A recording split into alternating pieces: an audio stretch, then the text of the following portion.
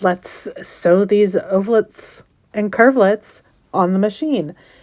The first thing that you're going to need is some kind of stiletto or a little point that will help you guide the fabric underneath the machine.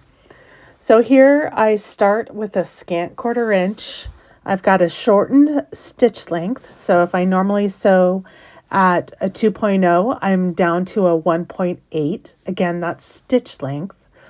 And I'm just going to go slow. My left hand, or my non-dominant hand, is holding the fabric out of the way.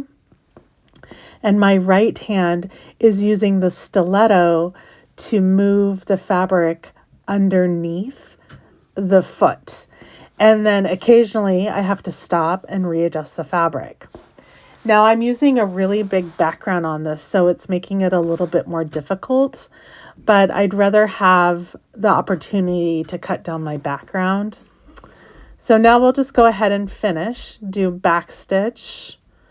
And here I'm just checking for any lumps or bumps, and I see a little tiny pleat, but there was enough room in the stitch length that I could just move it around. So that looks good.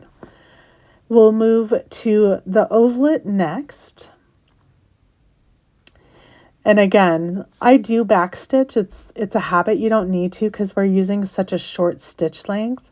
But again, you can see how much that stiletto is helping me get that tiny fabric underneath the foot of the machine.